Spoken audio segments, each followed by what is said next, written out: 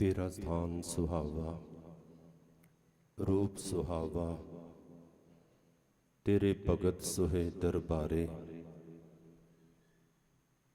हे प्राणनाथ गोबिंदे, कृपा निदान जगत गुरु।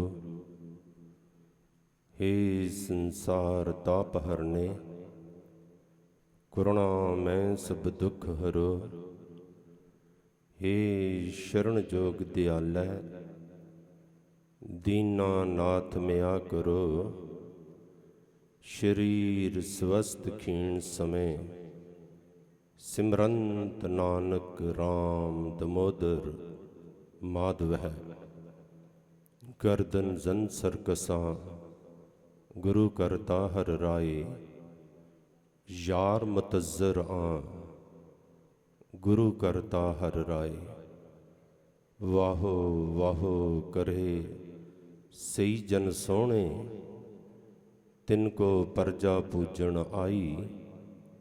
वाहो वाहो करम प्राप्त होवै, नानक दर सच्चे शोभा पाई। ਸਾਹਿਬ ਸ਼੍ਰੀ ਗੁਰੂ ਗ੍ਰੰਥ ਸਾਹਿਬ ਜੀ ਦੀ ਪਾਵਨ ਪਵਿੱਤਰ ਗੋਦ ਦੇ ਵਿੱਚ ਬੈਠ ਕੇ ਭਾਈ ਸਾਹਿਬ ਭਾਈ ਨੰਦ ਲਾਲ ਜੀ ਦੇ ਬਚਨਾਂ ਦੇ ਮੁਤਾਬਕ ਕਿ ਮੇਰੇ ਗੁਰੂ ਕਰਤਾ ਹਰ ਰਾਏ, ਜਿਹੜੇ ਬੁਰੇ ਖਿਆਲਾਂ ਵਾਲੇ ਹਨ, ਜਿਹੜੇ ਬੁਰੇ ਵਿਚਾਰਾਂ ਵਾਲੇ ਹਨ, ਜਿਨ੍ਹਾਂ ਦੇ ਜ਼ਿਹਨ ਦੇ ਵਿੱਚ ਹਰ ਵਕਤ ਗਲਤ ਹੀ ਚੱਲਦਾ ਹੈ, ਭਾਈ ਸਾਹਿਬ ਭਾਈ ਨੰਦ ਲਾਲ ਜੀ ਕਹਿੰਦੇ ਉਸ ਚੀਜ਼ ਦਾ ਗੁਰੂ ਕਰਤਾ ਹਰ ਰਾਏ ਸਾਹਿਬ ਸੱਚੇ ਪਾਤਸ਼ਾਹ ਨਾਸ਼ ਕਰਨ ਵਾਲੇ ਹਨ। ਗਰਦਨ ਜ਼ਨ ਸਰਕਸਾਂ, ਗੁਰੂ ਕਰਤਾ ਹਰ ਰਾਏ। ਯਾਰ ਮਤਜ਼ਰਾਂ, ਗੁਰੂ ਕਰਤਾ ਹਰ ਰਾਏ। ਕਹਿੰਦੇ ਜਿਹੜੇ ਸ਼ੁਭ ਖਿਆਲਾਂ ਵਾਲੇ ਹਨ, ਜਿਨ੍ਹਾਂ ਦੇ ਵਿਚਾਰ ਅੱਛੇ ਹਨ, ਜਿਨ੍ਹਾਂ ਦੀ ਸੋਚਣੀ ਅੱਛੀ ਹੈ, ਕਹਿੰਦੇ ਗੁਰੂ ਹਰ ਰਾਏ ਸਾਹਿਬ ਸੱਚੇ ਪਾਤਸ਼ਾਹ ਉਹਨਾਂ ਦੇ ਯਾਰ ਹਨ, ਉਹਨਾਂ ਦੇ ਸਹਾਇਕ ਬਣਦੇ ਹਨ। ਅਤੇ ਮੇਰੇ ਗੁਰੂ ਨਾਨਕ ਦੇਵ ਸੱਚੇ ਪਾਤਸ਼ਾਹ ਜੀ ਦੇ ਦਰ ਘਰ ਦੇ ਉੱਪਰ ਪ੍ਰਵਾਨ ਚੜੇ ਮਹਾਂਪੁਰਸ਼ ਧੰਨ ਧੰਨ ਬਾਬਾ ਈਸ਼ਰ ਸਿੰਘ ਜੀ ਦਾ ਜਨਮ ਦਿਹਾੜਾ, 7ਵੇਂ ਪਾਤਸ਼ਾਹ ਦਾ ਗੁਰਗੱਦੀ ਦਿਵਸ ਬੜੇ ਚਾਵਾਂ ਨਾਲ, ਬੜੇ ਮਲਾਰਾਂ ਦੇ ਨਾਲ ਮਨਾ ਰਹੀ ਗੁਰੂ ਪਿਆਰੀ ਗੁਰੂ ਸਵਾਰੀ ਸਾਧ ਸੰਗਤ ਜੀ। ਵਡਭਾਗੇ ਹਾਂ ਆਪਾਂ ਸਾਰੇ, ਜਿਨ੍ਹਾਂ ਦੇ ਉੱਪਰ ਗੁਰੂ ਰਹਿਮਤ ਕਰਦਾ ਹੈ, ਬਖਸ਼ਿਸ਼ ਕਰਦਾ ਹੈ, ਆਪਣੀ ਗੋਦ ਦੇ ਵਿੱਚ ਬੈਠਣ ਦਾ ਸੁਭਾਗ ਸਮਾਂ ਬਖਸ਼ਦਾ ਹੈ। ਆਪ ਸਭ ਸੰਗਤਾਂ ਨੇ ਕੁਝ ਗੁਰਮੁਖ ਪਿਆਰੇ ਐਸੇ ਹਨ ਜਿਨ੍ਹਾਂ ਨੇ 9ਵੇਂ ਮਹੱਲੇ ਦੇ ਸ਼ਲੋਕ ਵੀ ਸਰਵਣ ਕੀਤੇ, ਉਪਰੰਤ ਜਪਜੀ ਸਾਹਿਬ ਜੀ ਦਾ ਪਾਠ, ਸ਼ਬਦ ਹਜ਼ਾਰਿਆਂ ਦਾ ਪਾਠ, ਆਰਤੀ ਦੇ ਵਿੱਚ ਹਾਜ਼ਰੀ ਲਗਵਾਈ, ਅਰਦਾਸ ਦੇ ਵਿੱਚ ਸ਼ਾਮਲ ਹੋਏ, ਭੋਗਾਂ ਦੇ ਸ਼ਬਦ ਸਰਵਣ ਕੀਤੇ, ਉਪਰੰਤ ਮੁੱਖ ਵਾਕ ਸਰਵਣ ਕੀਤਾ ਹੈ। ਜੋ ਗੁਰੂ ਨੇ ਰਹਿਮਤ ਬਖਸ਼ਿਸ਼ ਕੀਤੀ ਸਾਡੀ ਝੋਲੀ ਦੇ ਵਿੱਚ, ਆਪਣੀ ਰਸਨਾ ਦੇ ਰਾਹੀਂ, ਆਪਣੀ ਕਿਰਪਾ ਮੁੱਖ ਵਾਕ ਦੇ ਰਾਹੀਂ ਸਾਡੀ ਝੋਲੀ ਦੇ ਵਿੱਚ ਪਾਈ ਹੈ। ਤੁਛ ਬੁੱਧੀ ਅਨੁਸਾਰ ਕਿਆ ਹੂੰ ਕਥੀ, ਕਥੇ ਕਥ ਦੇਖਾਂ, ਮੈਂ ਅਕਥ ਨਾ ਕਥ ਨਾ ਜਾਈ। ਜੋ ਤੁਧ ਭਾਵੈ ਸੋਈ ਆਖਾਂ, ਤਿਲ ਤੇਰੀ ਵਡਿਆਈ। ਏਤੇ ਕੂਕਰ ਹਉ ਬੇਗਾਨਾ, ਭੌਕਾ ਇਸ ਤਨ ਤਾਈ। ਭਗਤਹੀਨ ਨਾਨਕ ਜੇ ਹੋਏਗਾ, ਤਾਂ ਨਾਨਕ ਨੌ ਨਾ ਪਾਈ। ਸੋ ਮੇਰੇ ਗੁਰੂ ਪੰਚਮ ਪਾਤਸ਼ਾਹ ਨੇ ਜੋ ਕਿਰਪਾ ਕੀਤੀ, ਰਹਿਮਤ ਕੀਤੀ, ਬਖਸ਼ਿਸ਼ ਕੀਤੀ, ਉਸ ਦੀ ਤੁੱਛ ਬੁੱਧੀ ਅਨੁਸਾਰ ਆਪਾਂ ਵਿਚਾਰਾਂ ਦੀ ਸਾਂਝ ਪਾਈਏ। ਵਿਚਾਰਾਂ ਦੀ ਸਾਂਝ ਪਾਉਣ ਤੋਂ ਪਹਿਲਾਂ ਮੇਰੇ ਕਲਗੀਧਰ ਸੱਚੇ ਪਾਤਸ਼ਾਹ ਜੀ ਦੇ ਕੋਲੋਂ ਬਖਸ਼ਿਸ਼ ਦੇ ਵਿੱਚ ਮਿਲੀ ਹੋਈ ਫਤਿਹ ਸਾਰੇ ਹੀ ਪਿਆਰ, ਸਤਿਕਾਰ, ਨਿਮਰਤਾ ਦੇ ਨਾਲ ਗੱਜ ਵੱਜ ਕੇ ਬੁਲੰਦ ਕਰੋ। ਵਾਹਿਗੁਰੂ ਜੀ ਕਾ ਖਾਲਸਾ, ਵਾਹਿਗੁਰੂ ਜੀ ਕੀ ਫਤਿਹ। ਕਿਉਂਕਿ ਸਮਾਂ ਜ਼ਿਆਦਾ ਇਜਾਜ਼ਤ ਨਹੀਂ ਦੇ ਰਿਹਾ। ਸੰਤ ਸਵਰਨ ਸਿੰਘ ਜੀ ਆਪ ਜੀ ਨੂੰ ਸ਼ਬਦ ਜੋ ਗੁਰੂ ਨੇ ਰਹਿਮਤ ਕੀਤੀ, ਬਖਸ਼ਿਸ਼ ਕੀਤੀ, ਉਹ ਸਰਵਣ ਕਰਾਉਣਗੇ। ਉਸ ਤੋਂ ਬਾਅਦ ਆਪਾਂ ਨਾਲ ਦੀ ਨਾਲ ਵਿਚਾਰ ਦੀ ਸਾਂਝ ਪਾਵਾਂਗੇ ਜੀ। ਹਾਂਜੀ। ਸ੍ਰੀ ਵਾਹਿਗੁਰੂ ਜੀ। ਸੋਰਠ ਮਹੱਲਾ ਪੰਜਵਾ। ਅਬਨਾਸੀ ਜੀ ਅਨਕੋ ਦਾਤਾ, ਸਿਮਰਤ ਸਭ ਮਲ ਖੋਈ। ਗੁਣ ਨਿਧਾਨ ਭਗਤਨ ਕਉ ਬਰਤਨ, ਬਿਰਲਾ ਪਾਵੈ ਕੋਈ। ਅਬਨਾਸੀ ਜੀ ਅਨਕੋ ਦਾਤਾ, ਸਿਮਰਤ ਸਭ ਮਲ ਖੋਈ। ਗੁਣ ਨਿਧਾਨ ਭਗਤਨ ਕਉ ਬਰਤਨ, ਬਿਰਲਾ ਪਾਵੈ ਕੋਈ। ਮੇਰੇ ਮਨ ਜਪ ਗੁਰ ਗੋਪਾਲ ਪ੍ਰਭ ਸੋਈ। ਜਾ ਕੇ ਸਰਨ ਪਿਆ ਸੁਖ ਪਾਈਐ, ਬਹੁੜ ਦੁਖ ਨਾ ਹੋਈ। ਰਹਾਉ ਵਡ ਭਾਗੀ ਸਾਧ ਸੰਗ ਪ੍ਰਾਪਤ, ਤਿਨ ਭੇਟਤ ਦੁਰਮਤ ਖੋਈ। ਤਿਨ ਕੀ ਧੂਰ ਨਾਨਕ ਦਾਸ ਬਾਂਛੈ, ਜਿਨ ਹਰ ਨਾਮ ਹਿਰਦੈ ਪਰੋਇ। ਵਾਹਿਗੁਰੂ ਜੀ ਕਾ ਖਾਲਸਾ, ਵਾਹਿਗੁਰੂ ਜੀ ਕੀ ਫਤਿਹ। ਵਿਚਾਰ ਦੀ ਸਾਂਝ ਆਪਾਂ ਆਪਸ ਦੇ ਵਿੱਚ ਪਾਈਏ। ਉਸ ਤੋਂ ਪਹਿਲਾਂ ਸਾਰੇ ਗੁਰਮੁਖ ਪਿਆਰੇ ਰਲ ਮਿਲ ਕੇ ਆਪਣੀ ਰਸਨਾ ਨੂੰ ਪਵਿੱਤਰ ਕਰੋ ਤੇ ਉਚਾਰਨ ਕਰੋ, ਸਤਨਾਮ ਸ਼੍ਰੀ ਵਾਹਿਗੁਰੂ। ਹਾਂਜੀ। ਸੋਰਠ ਮਹੱਲਾ ਪੰਜਵਾ। ਮੇਰੇ ਪੰਜਵੇਂ ਗੁਰੂ ਨਾਨਕ ਧੰਨ ਧੰਨ ਸਾਹਿਬ ਸ੍ਰੀ ਗੁਰੂ ਅਰਜਨ ਦੇਵ ਸੱਚੇ ਪਾਤਸ਼ਾਹ ਜੀ ਨੇ ਇਹ ਬਚਨ ਸੋਰਠ ਰਾਗ ਦੇ ਵਿੱਚ ਉਚਾਰਨ ਕੀਤੇ ਹਨ ਜੀ। ਅਬਨਾਸੀ ਜੀ ਅਨਕੋ ਦਾਤਾ, ਸਿਮਰਤ ਸਭ ਮਲ ਖੋਈ। ਉਹ ਜਿਹੜਾ ਪਰਮਾਤਮਾ ਹੈ, ਉੱਥੇ ਪੰਜਵੇਂ ਪਾਤਸ਼ਾਹ ਉਸ ਨੂੰ ਅਬਨਾਸੀ ਕਹਿ ਰਹੇ ਹਨ। ਆਪ ਜੀ ਨੇ ਇਸ ਮੁੱਖ ਵਾਕ ਦੀ ਵਿਚਾਰ ਬਹੁਤ ਵਾਰੀ ਸਰਵਣ ਕੀਤੀ ਅਤੇ ਬਹੁਤ ਵਾਰੀ ਪਰਮ ਪੂਜਯ ਬਾਬਾ ਜੀ ਅਮਰ ਸ਼ਹੀਦ ਸੰਤ ਬਾਬਾ ਰਾਮ ਸਿੰਘ ਜੀ ਨੇ ਵੀ ਇਸ ਸ਼ਬਦ ਦੀ ਵਿਚਾਰ ਆਪ ਜੀ ਦੀ ਝੋਲੀ ਵਿੱਚ ਪਾਈ ਹੈ। ਪੰਜਵੇਂ ਪਾਤਸ਼ਾਹ ਕਹਿੰਦੇ ਉਹ ਮੇਰਾ ਪਰਮਾਤਮਾ ਜਿਹੜਾ ਹੈ ਉਹ ਐਸਾ ਹੈ ਜਿਹੜਾ ਕਦੀ ਨਾਸ਼ ਨਹੀਂ ਹੁੰਦਾ, ਕਿਉਂਕਿ ਉਹ ਚਕਰ ਚਹਿਨ ਔਰ ਬਰਨ ਜਾਤ ਔਰ ਪਾਤਨ ਹਿੰਜੈ, रूप रंग और रेख पे को कह न सकत कह, अचल मूर्त अनुभाव प्रकाश अमितोज कहीचै। वो ना कोई उदा चिन्ह है, ना चक्र है, ना जात है, ना पात है, ना रूप है, ना रंग है। ये जो नाम हैं ये सब नाश होने वाली चीज़ां हैं, पर जिहड़ा परमात्मा है वो सब तो उपर है। इस करके मेरे पातशाह कहते वो अबनासी है अति जीवन को दाता।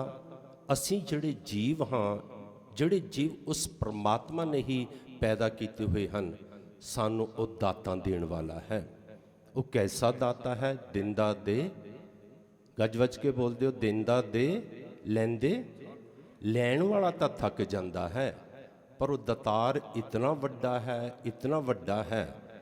ਤੇ ਜੇਕਰ ਇਨਸਾਨ ਸੋਚੇ ਕਿ ਮੈਨੂੰ ਦਾਤਾਂ ਕੀ ਦਿੱਤੀਆਂ, ਕਿਸੇ ਇਨਸਾਨ ਕੋਲ ਧਨ ਦੀ ਕਮੀ ਹੋਵੇ, ਕਿਸੇ ਇਨਸਾਨ ਨੂੰ ਕੋਈ ਅੰਗ ਅਪਾਹਜ ਹੋਵੇ, ਤੇ ਤਕਰੀਬਨ ਕਈ ਵਾਰੀ ਆਪਣੀ ਰਸਨਾ ਤੋਂ, ਆਪਣੀ ਜ਼ੁਬਾਨ ਤੋਂ ਇਹ ਗੱਲ ਕਹਿੰਦਾ ਰੱਬ ਨੇ ਮੈਨੂੰ ਕੀ ਦਿੱਤਾ। ਮੇਰੇ ਪੰਜਵੇਂ ਪਾਤਸ਼ਾਹ ਸੁਖਮਨੀ ਸਾਹਿਬ ਜੀ ਕਹਿੰਦੇ ਪਿਆਰਿਆ, ਕਹਿੰਦੇ ਜਿਹੜਾ ਤੂੰ ਇਹ ਗੱਲ ਕਹਿਣ ਵਾਲਾ ਹੈ ਕਿ ਮੈਨੂੰ ਕੀ ਦਿੱਤਾ, ਕਹਿੰਦੇ ਜਰਾ ਝਾਤ ਤਾਂ ਮਾਰ। किन्ना सोहना शब्द है, रमैया के गुण चेत प्राणी, कवन मूल ते कवन दृष्टानी। ਕਹਿੰਦੇ ਬੰਦਿਆਂ ਤੋਂ ਪਹਿਲਾਂ ਆਪਣੀ ਹੋਂਦ ਵੱਲ ਵੇਖ, ਤੇਰੀ ਜੋ ਬਣਤਰ ਹੈ ਉਹਦੇ ਵੱਲ ਵੇਖ। ਕਹਿੰਦੇ ਤੇਰਾ ਮੂਲ ਕੀ ਸੀ? ਕਹਿੰਦੇ ਰਮਈਆ ਕੇ ਗੁਣ ਚੇਤ ਪ੍ਰਾਣੀ ਚੇਤ, ਕਿ ਉਹ ਰਮਈਆ ਜਿਹੜਾ ਸਭ ਜਗ੍ਹਾ ਤੇ ਰਮਿਆ ਹੈ, ਜਿਹੜਾ ਤੁਹਾਡੇ ਹਿਰਦੇ 'ਚ ਵੀ ਰਮਿਆ ਹੈ, ਜੋ ਦਾਸ ਦੇ ਹਿਰਦੇ 'ਚ ਵੀ ਰਮਿਆ ਹੈ, ਜੋ ਅਮਰੀਕਾ 'ਚ ਵੀ ਰਮਿਆ, ਜੋ ਆਸਟ੍ਰੇਲੀਆ 'ਚ ਵੀ ਰਮਿਆ, ਜਿਹੜਾ ਸਾਰੀ ਜਗ੍ਹਾ ਦੇ ਉੱਪਰ ਰਮਿਆ ਹੋਇਆ ਹੈ। ਕਹਿੰਦੇ ਉਹਨੇ ਜੋ ਤੇਰੇ ਦੇ ਉੱਪਰ ਕਿਰਪਾ ਕੀਤੀਆਂ ਹੋਈਆਂ ਹਨ, ਕਹਿੰਦੇ ਥੋੜਾ ਉਹਨਾਂ ਨੂੰ ਚੇਤੇ ਤਾਂ ਕਰ, ਕਦੀ ਯਾਦ ਤਾਂ ਕਰ। ਕਹਿੰਦੇ ਰਮਈਆ ਕੇ ਗੁਣ ਚੇਤ ਪ੍ਰਾਣੀ, ਪਹਿਲੀ ਗੱਲ ਮੇਰੇ ਪੰਜਵੇਂ ਪਾਤਸ਼ਾਹ ਨੇ ਯਾਦ ਕਰਾਈ, ਕਹਿੰਦੇ ਕਵਨ ਮੂਲ ਤੇ ਕਵਨ ਦ੍ਰਿਸ਼ਟਾਨੀ। ਕਹਿੰਦੇ ਤੇਰਾ ਮੂਲ ਕੀ ਹੈ? ਹੁਣ ਇਨਸਾਨ ਦਾ ਮੂਲ ਪਤਾ ਕੀ ਹੈ? ਰਕਤ ਬਿੰਦ ਕਰ ਨਿਮੀਏ। ਮਾਂ ਬਾਪ ਤੇ ਰਕਤ ਅਤੇ ਬਿੰਦ ਦੇ ਨਾਲ ਇਹ ਇਨਸਾਨ ਦੀ ਪਦਾਇਸ਼ ਹੈ, ਜਿਹਨੂੰ ਆਪਾਂ ਦੂਜੇ ਲਫ਼ਜ਼ਾਂ 'ਚ ਸਤਸੰਗੀ ਜਨੋਂ ਮੈਂ ਬੇਨਤੀ ਕਰਾਂ ਗੰਦਗੀ ਵੀ ਕਹਿ ਸਕਦੇ ਹਾਂ। ਮੇਰੇ ਪੰਜਵੇਂ ਪਾਤਸ਼ਾਹ ਕਹਿੰਦੇ ਤੇਰੀ ਕਹਿੰਦੇ ਮੂਲ ਕੀ ਹੈ? ਕਹਿੰਦੇ ਕਵਨ ਦ੍ਰਿਸ਼ਟਾਨੀ। ਕਹਿੰਦੇ ਰੱਬ ਨੇ ਤੈਨੂੰ ਮਾਂ ਦੇ ਗਰਭ ਦੇ ਵਿੱਚ ਰੱਖ ਕੇ ਕੈਸੀ ਘਾੜਤ ਕੱਢ ਦਿੱਤੀ। ਕਹਿੰਦੇ ਤੂੰ ਕਿੰਨਾ ਸੋਹਣਾ ਲੱਗਦਾ ਹੈ, ਤੇ ਇੰਨਾ ਸੋਹਣਾ ਮੈਂ ਬੇਨਤੀ ਕਰਾਂ ਕਿਸੇ ਲੈਬੋਰਟਰੀ 'ਚ ਇਨਸਾਨ ਨਹੀਂ ਬਣ ਸਕਦਾ, ਇਨਸਾਨ ਬਣ ਹੀ ਨਹੀਂ ਸਕਦਾ। ਇਨਸਾਨ ਬਾਹਰ ਜਾ ਕੇ ਸਤਸੰਗੀ ਜਿਹਨੂੰ ਆਪਣੇ ਸੁਹੱਪਣ ਦੇ ਵਾਸਤੇ ਕਿੰਨਾ ਕੁਛ ਕਰਦਾ ਹੈ। ਆ ਬਿਊਟੀ ਪਾਰਲਰ ਜਿਹੜੇ ਹਨ ਕਾਹਦੇ ਵਾਸਤੇ ਹਨ? ਕਿ ਇਨਸਾਨ ਚਾਹੁੰਦਾ ਕਿ ਮੈਂ ਸੋਹਣਾ ਦਿਖਾਂ। ਪਰ ਮੈਂ ਬੇਨਤੀ ਕਰਾਂ ਕਿ ਜੈਸੀ ਨੱਕ ਪਰਮਾਤਮਾ ਨੇ ਦੇ ਦਿੱਤੀ, ਕਿ ਬਿਊਟੀ ਪਾਰਲਰ ਉਹੋ ਜਿਹੀ ਨੱਕ ਬਣਾ ਸਕਦਾ ਹੈ? ਜੈਸੀਆਂ ਅੱਖਾਂ ਪਰਮਾਤਮਾ ਨੇ ਸਾਨੂੰ ਦੇ ਦਿੱਤੀਆਂ, ਕਿ ਇਹ ਬਿਊਟੀ ਪਾਰਲਰ ਥੋੜਾ ਸੁਰਮਾ ਪਾ ਸਕਦਾ ਹੈ, ਥੋੜਾ ਇਨਸਾਨ ਆਪਣੀਆਂ ਅੱਖਾਂ ਨੂੰ ਮਟਕਾ ਸਕਦਾ ਹੈ। ਪਰ ਜਿਹੜੀ ਮੂਲ ਹੈ ਪਰਮਾਤਮਾ ਨੇ ਦਿੱਤਾ ਹੋਇਆ ਅੱਖਾਂ ਦਾ, ਕਿ ਉਹ ਕੋਈ ਬਣਾ ਸਕਦਾ ਹੈ? ਮੇਰੇ ਗੁਰੂ ਸਾਹਿਬ ਕਹਿੰਦੇ ਐ ਇਨਸਾਨ ਥੋੜਾ ਜਿਹਾ ਇਹਨਾਂ ਗੱਲਾਂ ਨੂੰ ਤਾਂ ਯਾਦ ਕਰ। ਜਦੋਂ ਤੂੰ ਇਹ ਗੱਲ ਕਹਿਣਾ ਪਰਮਾਤਮਾ ਨੇ ਮੈਨੂੰ ਕੀ ਦਿੱਤਾ, ਮੇਰੇ ਉੱਪਰ ਕੋਈ ਕਿਰਪਾ ਨਹੀਂ ਕੀਤੀ। ਮੈਂ ਬੇਨਤੀ ਕਰਾਂ ਸਤਸੰਗੀ ਜਨੋਂ, ਧਰਮ ਇਹ ਗੱਲ ਦਾ ਚਿੰਤਨ ਕਰਦਾ ਹੈ। ਕਹਿੰਦੇ ਮਾਇਆ ਗਈ ਤਾਂ ਪਿਆਰਿਓ ਕੁਛ ਨਹੀਂ ਗਿਆ। ਕਹਿੰਦੇ ਸਰੀਰ ਦਾ ਕੋਈ ਅੰਗ ਚਲਾ ਗਿਆ ਤੇ ਸਮਝੋ ਥੋੜਾ ਜਿਹਾ ਕੁਛ ਚਲਾ ਗਿਆ, ਪਰ ਕਹਿੰਦੇ ਇੱਜ਼ਤ ਚਲੀ ਗਈ, ਕਹਿੰਦੇ ਸਮਝੋ ਸਾਰਾ ਕੁਛ ਚਲਾ ਗਿਆ। ਮੈਂ ਜ਼ਿਆਦਾ ਵਿਸਥਾਰ ਵਿੱਚ ਨਾ ਜਾਵਾਂ। ਪੰਜਵੇਂ ਪਾਤਸ਼ਾਹ ਕਹਿੰਦੇ ਅਬਨਾਸੀ ਜੀਵਨ ਕੋ ਦਾਤਾ, ਕਹਿੰਦੇ ਦਾਤਾਂ ਦੇਣ ਵਾਲਾ ਹੈ। ਰਮਈਆ ਕੇ ਗੁਣ ਚੇਤ ਪ੍ਰਾਣੀ, ਕਵਨ ਮੂਲ ਤੇ ਕਵਨ ਦ੍ਰਿਸ਼ਟਾਨੀ। ਕਹਿੰਦੇ ਕੀ ਕੀ ਦਿੱਤਾ? ਕਵਨ ਮੂਲ ਤੇ ਕਵਨ ਦ੍ਰਿਸ਼ਟਾਨੀ। ਕਹਿੰਦੇ ਜਿਨ ਤੋਂ ਸਾਜ ਸਵਾਰ ਸ਼ਿੰਗਾਰਿਆ, ਕਹਿੰਦੇ ਗਰਭ ਅਗਨ ਮੈਂ ਜਿਨੇ ਉਬਾਰਿਆ। ਆਪਾਂ ਅਨਾਜ ਖਾਂਦੇ ਹਾਂ, ਰੋਟੀ ਖਾਂਦੇ ਹਾਂ, ਸਾਡੇ ਮਿਹਦੇ ਵਿੱਚ ਜਾ ਕੇ ਸਾਰਾ ਮਲ ਬਣ ਜਾਂਦਾ ਹੈ, ਇੰਨੀ ਗਰਮੈਸ਼ ਹੈ ਸਤਸੰਗੀ ਜਨੋਂ। ਪਰ ਉਹ ਮੇਰੇ ਪੰਜਵੇਂ ਪਾਤਸ਼ਾਹ ਕਹਿੰਦੇ ਐਸੀ ਗਰਮੈਸ਼ ਦੇ ਵਿੱਚ ਵੀ ਮਾਂ ਦੇ ਗਰਭ ਦੇ ਵਿੱਚ ਕਹਿੰਦੇ ਪਰਮਾਤਮਾ ਨੇ ਤੇਰੀ ਰਾਖੀ ਕੀਤੀ। ਗਰਭ ਅਗਨ ਮੈਂ ਜਿਨੇ ਉਬਾਰਿਆ। ਕਹਿੰਦੇ ਬਾਰ ਬੋਸਤਾ ਤੁਝੇ ਪਿਆਰੇ ਦੂਧ। ਕਹਿੰਦੇ ਜਦੋਂ ਤੇਰਾ ਜਨਮ ਹੋਇਆ, ਕਹਿੰਦੇ ਉਸ ਤੋਂ ਪਹਿਲਾਂ ਪਰਮਾਤਮਾ ਨੇ ਇੰਤਜ਼ਾਮ ਕਰ ਦਿੱਤਾ ਕਿ ਮਾਂ ਦੀਆਂ ਅਸਥਾਨਾਂ ਦੇ ਵਿੱਚ ਤੇਰੇ ਆਉਣ ਤੋਂ ਪਹਿਲਾਂ ਦੁੱਧ ਉਤਰ ਆਇਆ। ਤਾਂ ਕਿਸੇ ਪ੍ਰੇਮੀ ਨੇ ਬੜਾ ਸੋਹਣਾ ਕਿਹਾ, ਕਹਿੰਦੇ ਤੂੰ ਰੋਜ਼ੀ ਦੀ ਚਿੰਤਾ ਕਰਦਾ ਹੈ, ਕਹਿੰਦੇ ਤੂੰ ਖਾਣ ਪੀਣ ਦੀ ਚਿੰਤਾ ਕਰਦਾ ਹੈ। ਕਹਿੰਦੇ ਜਦੋਂ ਤੇਰੇ ਦੰਦ ਨਹੀਂ ਸਨ, ਕਹਿੰਦੇ ਉਦੋਂ ਰੱਬ ਨੇ ਤੈਨੂੰ ਦੁੱਧ ਦਿੱਤਾ। ਕਹਿੰਦੇ ਦਾਂਤ ਦੀਏ ਤੋਂ ਰਿਜ਼ਕ ਨਾ ਦੇਗਾ। ਕਹਿੰਦੇ ਜਦੋਂ ਰੱਬ ਨੇ ਤੈਨੂੰ ਦੰਦ ਦੇ ਦਿੱਤੇ ਤਾਂ ਕਹਿੰਦੇ ਤੈਨੂੰ ਰੱਬ ਰਿਜ਼ਕ ਨਹੀਂ ਦੇਵੇਗਾ। ਰੋਜ਼ ਆਪਾਂ ਇਹ ਪੜ੍ਹਦੇ ਹਾਂ, ਸੁਣਦੇ ਹਾਂ। ਮੇਰੇ ਕਲਗੀਧਰ ਸੱਚੇ ਪਾਤਸ਼ਾਹ ਜੀ ਦੇ ਬਚਨ, ਰੋਜ਼ੀ ਹੀ ਰਾਜ਼ ਬਲੋਗ ਤਕ ਰਾਜ਼ਕ ਰੋਕ ਰੋਹਾਨ ਕੀ ਰੋਜ਼ੀ ਨਾ ਟਾਰੇ। ਕਿ ਜਿਹੜਾ ਪਰਮਾਤਮਾ ਜਿਹਨੇ ਜੀਵ ਨੂੰ ਸੰਸਾਰ ਦੇ ਵਿੱਚ ਭੇਜ ਦਿੱਤਾ, ਤੇ ਕਹਿੰਦੇ ਉਹਦੇ ਵਾਸਤੇ ਰੋਜ਼ੀ ਦਾ ਵੀ ਇੰਤਜ਼ਾਮ ਪਹਿਲਾਂ ਕਰਕੇ ਭੇਜਦਾ ਹੈ। ਪਹਿਲੇ ਬਣੀ ਪ੍ਰਾਲਬਧ, ਪਾਛੇ ਬਣਿਆ ਸਰੀਰ। ਪਹਿਲਾਂ ਪਰਮਾਤਮਾ ਇਹਦੀ ਮਸਤਕ ਦੀ ਪੱਟੀ ਤੇ ਲਿਖ ਦਿੰਦਾ ਹੈ ਕਿ ਤੈਨੂੰ ਮੈਂ ਜੀਵਨ ਦੇ ਵਿੱਚ ਕੀ ਕੀ ਦੇਣਾ ਹੈ। ਕਹਿੰਦੇ ਉਸ ਤੋਂ ਬਾਅਦ ਸਰੀਰ ਦੀ ਬਣਤਰ ਨੂੰ ਸੰਪੂਰਨ ਕਰਦਾ ਹੈ। ਕਹਿੰਦੇ ਇਹ ਇਨਸਾਨ ਪੰਜਵੇਂ ਪਾਤਸ਼ਾਹ ਕਹਿੰਦੇ ਐਸੇ ਅਬਨਾਸੀ ਪਰਮਾਤਮਾ ਦਾ ਜਦੋਂ ਤੂੰ ਸਿਮਰਨ ਕਰੇਗਾ ਨਾ, ਤੇ ਕਹਿੰਦੇ ਪਤਾ ਕੀ ਹੋਏਗਾ? ਸਿਮਰਤ ਸਭ ਮਲ ਖੋਈ। ਕਹਿੰਦੇ ਜਿਹੜੇ ਤੇਰੇ ਮਨ ਨੂੰ ਜਨਮ ਜਨਮ ਕੀ ਇਸ ਮਨ ਕੋ ਮਲ ਲਾਗੀ, ਕਾਲਾ ਹੁਆ ਸ਼ਾਹ। ਮੈਂ ਬੇਨਤੀ ਕਰਾਂ, ਧਰਮ ਦੀ ਦੁਨੀਆ ਨੇ ਮਲ ਬੜੀ ਪ੍ਰਕਾਰ ਦੀ ਮੰਨੀ ਹੈ। ਮਲ ਦਾ ਪਰਦਾ, ਵਕਸ਼ੇਪ ਦਾ ਪਰਦਾ, ਅਵਰਨ ਦਾ ਪਰਦਾ, ਇਹ ਸਾਰੀਆਂ ਮੈਲ ਹੀ ਮੰਨੀਆਂ ਹਨ। ਪਰ ਕਹਿੰਦੇ ਮੈਲ ਨੂੰ ਧੋਣ ਦਾ ਇੱਕੋ ਇੱਕ ਢੰਗ ਹੈ। ਹੁਣ ਆਪਾਂ ਮੋਟਾ ਜਿਹਾ ਦੇਖਾ ਹੋਣਾ ਹੋਵੇ ਨਾ, ਜਿਹੜਾ ਇਨਸਾਨ ਬਿਲਕੁਲ ਅਨਪੜ੍ਹ ਹੈ, ਉਹਨੇ ਦੇਖਣਾ ਹੋਵੇ ਕਿ ਮੇਰੇ ਮਨ ਦੇ ਉੱਪਰ ਮੈਲ ਚੜੀ ਹੈ ਕਿ ਨਹੀਂ ਚੜੀ, ਤਾਂ ਦਾਸ ਤਕਰੀਬਨ ਬੇਨਤੀ ਕਰਿਆ ਕਰਦਾ ਕਿ ਪਿਆਰਿਓ ਤੁਹਾਡੀਆਂ ਅੱਖਾਂ ਕੀ ਦੇਖ ਰਹੀਆਂ ਹਨ? ਜੇ ਤਾਂ ਪਵਿੱਤਰਤਾ ਹੀ ਦੇਖ ਰਹੀਆਂ ਹਨ ਤੇ ਸਮਝ ਲਓ ਕਿ ਮਨ ਦੇ ਉੱਪਰ ਮੈਲ ਨਹੀਂ ਹੈ। ਜੇ ਅਸੀਂ ਕਿਸੇ ਦੀਆਂ ਵਿਚਾਰਾਂ ਨੂੰ ਰੱਬ ਵਾਲੇ ਪਾਸੇ ਲੈ ਕੇ ਜਾਂਦੇ ਹਾਂ ਤਾਂ ਸਮਝ ਲਵੋ ਕਿ ਮਨ ਦੇ ਉੱਪਰ ਮੈਲ ਨਹੀਂ ਹੈ। ਤੇ ਜੇ ਆਪਾਂ ਅਰਥਾਂ ਦਾ ਵੀ ਅਨਰਥ ਕਰੀ ਜਾਓ ਸਤਸੰਗੀ ਜਨੋ, ਆਪਣੀਆਂ ਅੱਖਾਂ ਗਲਤ ਦੇਖੀ ਜਾਣ, ਆਪਣਾ ਹਰ ਵਕਤ ਦੂਜੇ ਦੀ ਨਿੰਦਿਆ ਕਰਨ ਨੂੰ ਮਨ ਕਰੀ ਜਾਵੇ, ਬਸ ਇਹ ਮੋਟੀ ਜੀ ਇੱਕ ਆਪਣੇ ਆਪ ਨੂੰ ਤੁਸੀਂ ਸਮਝ ਸਕਦੇ ਹੋ ਕਿ ਮਨ ਦੇ ਉੱਪਰ ਮੈਲ ਦਾ ਪਰਦਾ ਹੈ ਕਿ ਨਹੀਂ ਹੈ, ਮਲ ਚੜੀ ਹੈ ਕਿ ਨਹੀਂ ਚੜੀ ਹੈ। ਮੇਰੇ ਪੰਜਵੇਂ ਪਾਤਸ਼ਾਹ ਕਹਿੰਦੇ ਇੱਕੋ ਇੱਕ ਤਰੀਕਾ ਹੈ, ਕਹਿੰਦੇ ਮੈਲ ਧੋਣ ਦਾ, ਸਿਮਰਤ ਸਭ ਮਲ ਖੋਈ। ਗੁਣ ਨਿਧਾਨ ਭਗਤਨ ਕਉ ਬਰਤਨ, ਬਿਰਲਾ ਪਾਵੈ ਕੋਈ। ਪਰਮਾਤਮਾ ਜਿਹੜਾ ਹੈ ਕਹਿੰਦੇ ਉਹ ਗੁਣਾਂ ਦਾ ਨਿਦਾਨ ਹੈ, ਗੁਣਾਂ ਦਾ ਭੰਡਾਰ ਹੈ। ਗੁਣ ਨਿਦਾਨ ਭਗਤਨ ਕੋ ਬਰਤਨ, ਕਹਿੰਦੇ ਭਗਤਾਂ ਦੇ ਅੰਦਰ ਉਹ ਵਰਤਦਾ ਹੈ ਅਤੇ ਭਗਤਾਂ ਦੀ ਝੋਲੀ ਦੇ ਵਿੱਚ ਆਪਣੇ ਗੁਣ ਪਾਉਂਦਾ ਹੈ। ਪਰ ਕਹਿੰਦੇ ਕੀ ਹੈ, ਬਿਰਲਾ ਪਾਵੇ ਕੋਈ, ਕਹਿੰਦੇ ਕੋਈ ਵਿਰਲਾ ਇਨਸਾਨ ਹੈ ਕਹਿੰਦੇ ਜਿਹਦੇ ਉੱਪਰ ਇਹ ਰਹਿਮਤ ਹੁੰਦੀ ਹੈ, ਇਹ ਬਖਸ਼ਿਸ਼ ਹੁੰਦੀ ਹੈ। ਮੇਰੇ ਮਨ ਜਪ ਗੁਰ ਗੋਪਾਲ ਪ੍ਰਭ ਸੋਈ। ਪੰਚਮ ਪਾਤਸ਼ਾਹ ਇਸ ਬਚਨ ਦੇ ਰਾਹੀਂ, ਇਸ ਪੰਕਤੀ ਦੇ ਰਾਹੀਂ ਸਾਨੂੰ ਅਵੇਅਰ ਕਰਦੇ ਹਨ। ਕਹਿੰਦੇ ਬੰਦਿਆ ਮੇਰੇ ਮਨ, ਉਹ ਆਪਣੇ ਆਪ ਨੂੰ ਸੰਬੋਧਨ ਕਰਕੇ ਕਹਿ ਰਹੇ ਹਨ। ਮੈਂ ਬੇਨਤੀ ਕਰਾਂ, ਤਕਰੀਬਨ ਬਾਣੀ ਦੇ ਅੰਦਰ ਗੁਰੂ ਸਾਹਿਬ ਨੇ ਜਿਹੜੇ ਜਗਿਆਸੂ ਨੂੰ ਵੀ ਉਪਦੇਸ਼ ਦਿੱਤਾ ਹੋਇਆ ਨਾ, ਉਹ ਗੁਰੂ ਸਾਹਿਬ ਨੇ ਆਪਣੇ ਆਪ ਤੇ ਟੁਕਾ ਕੇ ਦਿੱਤਾ ਹੋਇਆ ਹੈ। ਉਹ ਆਪਣੇ ਮਨ ਨੂੰ ਕਹਿ ਰਹੇ ਹਨ, ਪਰ ਅਸਲ ਦੇ ਵਿੱਚ ਉਹ ਸਾਨੂੰ ਉਪਦੇਸ਼ ਦੇ ਰਹੇ ਹਨ। ਹੁਣ ਕੋਈ ਇਨਸਾਨ ਕਹੇ ਕਿ ਗੁਰੂ ਸਾਹਿਬ ਨੇ ਆਪਣੇ ਮਨ ਨੂੰ ਸਮਝਾਉਣਾ ਸੀ, ਐਸੀ ਕੋਈ ਗੱਲ ਨਹੀਂ ਹੈ। ਜਿਹੜਾ ਇੰਨਾ ਉੱਚਾ ਸੁੱਚਾ ਉਪਦੇਸ਼ ਦੇ ਰਹੇ ਹਨ, ਉਹਨਾਂ ਦਾ ਮਨ ਕਿੰਨਾ ਪਵਿੱਤਰ ਹੋਵੇਗਾ, ਕਿੰਨਾ ਨਿਰਮਲ ਹੋਵੇਗਾ। ਪਰ ਉਹ ਸਾਨੂੰ ਕਹਿੰਦੇ ਬੰਦਿਆ ਆਪਣੇ ਮਨ ਦੇ ਵਿੱਚ ਕਹਿੰਦੇ ਥੋੜੀ ਝਾਤ ਮਾਰ ਅਤੇ ਆਪਣੇ ਮਨ ਨੂੰ ਇੱਕ ਗੱਲ ਸਮਝਾਣੀ ਕਰ। ਕਹਿੰਦੇ ਕੀ, ਮੇਰੇ ਮਨ ਜਪ, ਕਹਿੰਦੇ ਜਾਪ ਕਰ, ਜਪ ਕਰ। ਦਾਸ ਆਪ ਜੀ ਨੂੰ ਬੇਨਤੀ ਕਰੇ, ਜਦੋਂ ਇਨਸਾਨ ਜਪ ਕਰਦਾ ਹੈ ਨਾ ਸਤਸੰਗੀ ਨੂੰ, ਜਿਹੜਾ ਜਪ ਹੈ ਨਾ ਇਹ ਕੋਸ਼ਿਸ਼ ਦੇ ਨਾਲ ਹੁੰਦਾ ਹੈ। ਇਹ ਇਨਸਾਨ ਨੂੰ ਕੋਸ਼ਿਸ਼ ਕਰਨੀ ਪੈਂਦੀ ਹੈ, ਤੇ ਜਦੋਂ ਇਨਸਾਨ ਨਿਰੰਤਰ ਕੋਸ਼ਿਸ਼ ਕਰੀ ਜਾਂਦਾ ਹੈ ਤੇ ਫਿਰ ਆਹਿਸਤਾ ਜਪ ਜਾਪ ਬਣ ਜਾਂਦਾ ਹੈ। ਤੇ ਜਾਪ ਪਤਾ ਕਿਹੜਾ, ਜਿਹਨੂੰ ਗੁਰੂ ਗੋਬਿੰਦ ਸਿੰਘ ਜੀ ਕਹਿੰਦੇ ਹਨ, ਜਾਪ ਸੋ ਅਜੱਪਾ ਜਾਪੇ।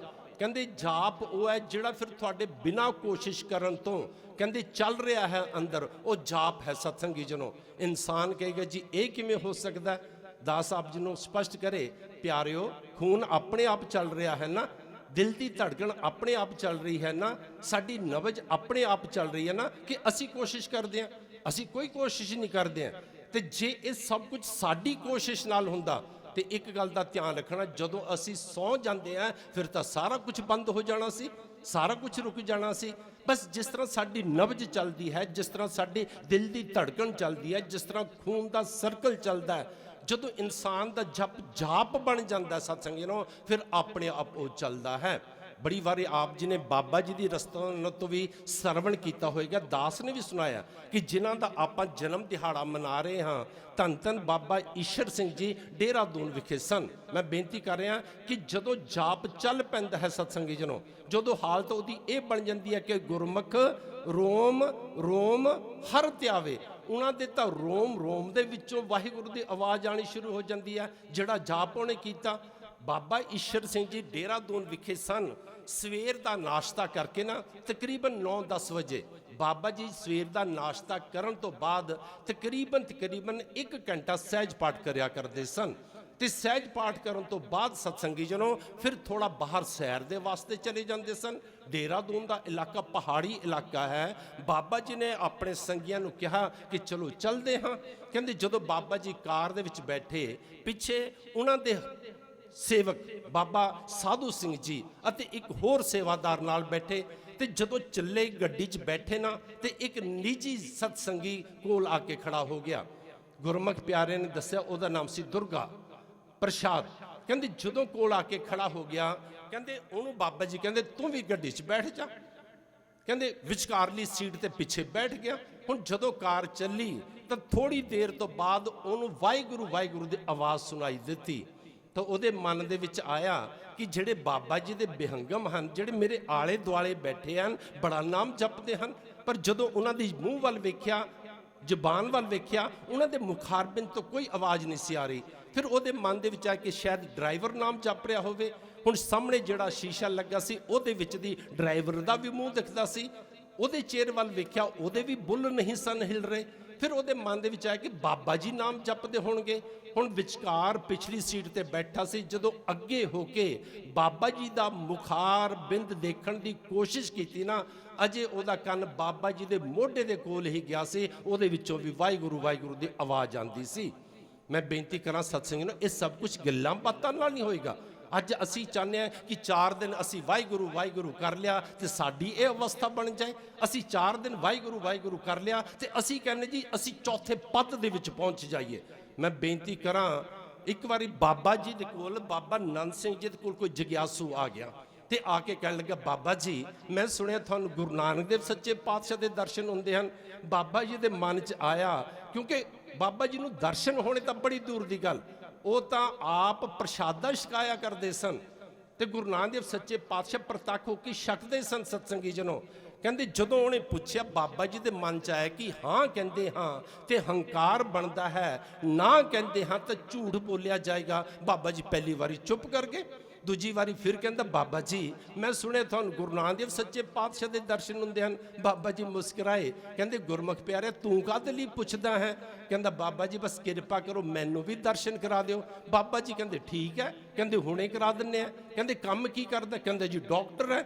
ਬਾਬਾ ਜੀ ਕਹਿੰਦੇ ਲੈ ਕੰਮ ਹੀ ਬੜਾ ਸੌਖਾ ਹੈ। ਕਹਿੰਦੇ ਇੱਕ ਹੱਥ ਦੇ ਤਾਂ ਕਹਿੰਦੇ ਦੂਜੀ ਹੱਥ ਲੈ।